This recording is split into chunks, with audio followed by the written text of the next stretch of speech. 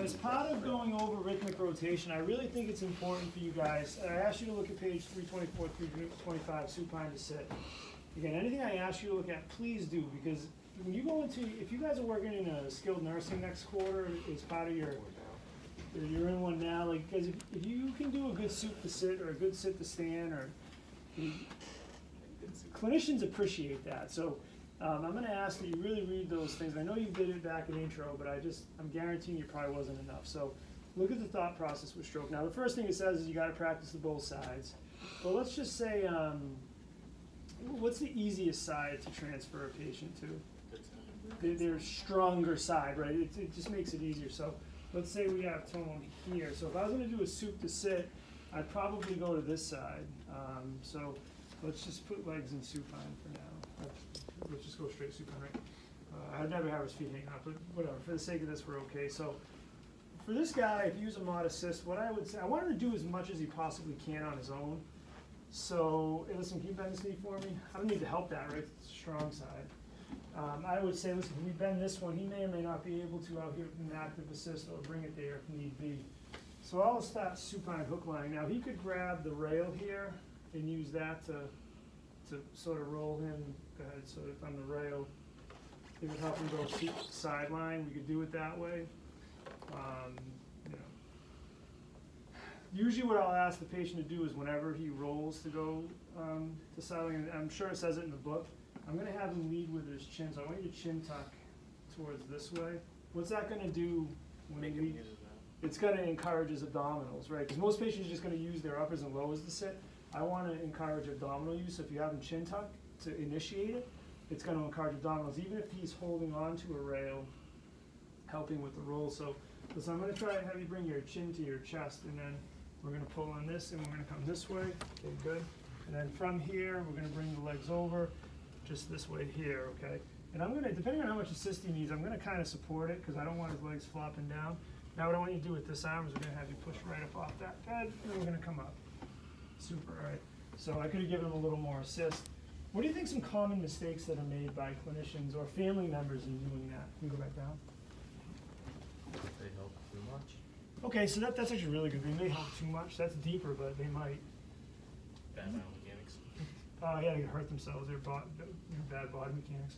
Pulling on the patient. Pulling on the limb, and you're probably in that, 3 or 4 paragraphs. See, a lot of staffs going to try and do this.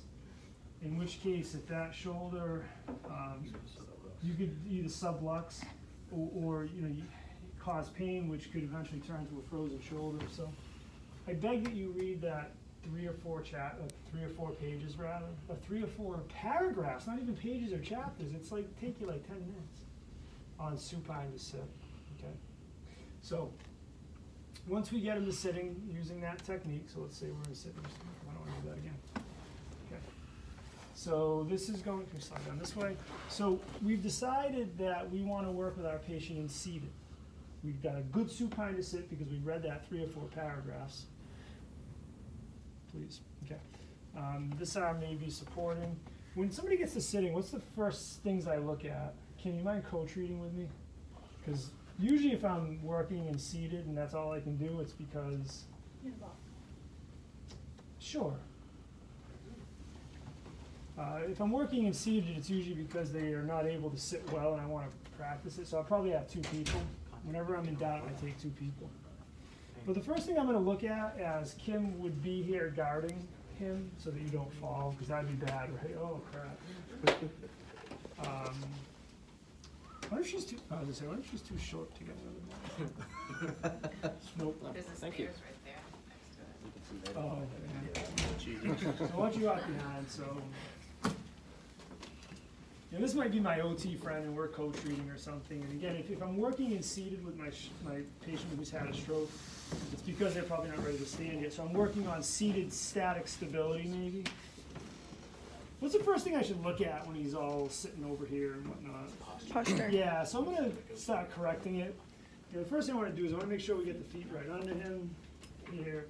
I'll give him that upper extremity support here, super. So we're in a pretty good position. We're going to work on seated stability later, but I can't simply work on the arm without at least mentioning it. But once we get him where we want him, and my OT friend is supporting him, what am I gonna do? So start rotating. I'm gonna do a rhythmic rotation. That's it, because I wanna work with him in seated, but I don't wanna keep the arm like this, right? It's comfy. It's not comfy, it's terrible. I don't wanna do that. So, here we go. So, same way I went at it, I'm gonna get in with my gloves if need be. We're gonna rotate the proximal joint. And where am I trying to get him? Shoulder reduction, elbow extension, wrist extension, finger extension. We're gonna try and get all that. I'm gonna try and bring him out here, and we're gonna try and get him right here. Okay?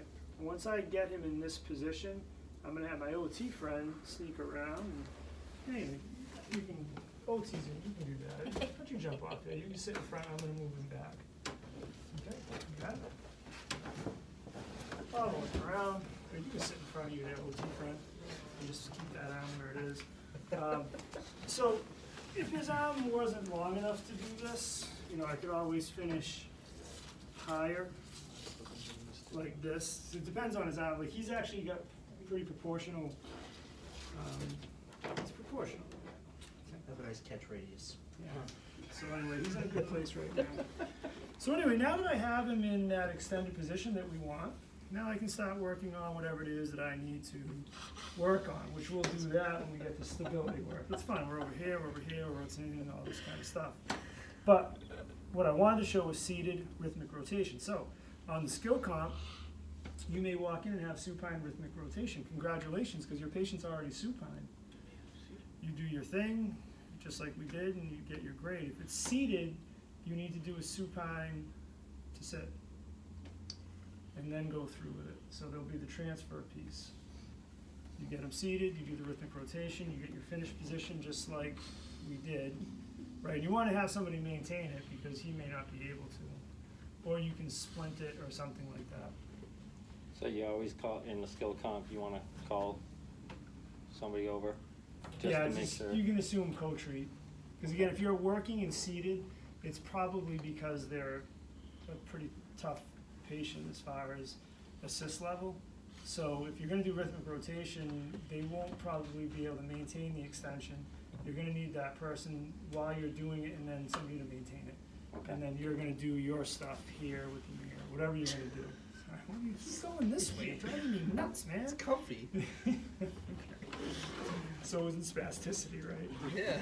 All right, so listen, that's kind of what we're going to do in class today. I would ask that you maybe just try the soup to sit, try the seated rhythmic rotation, finish position, weight bearing through it, and then that'll be good. And tomorrow we'll get the standing rhythmic.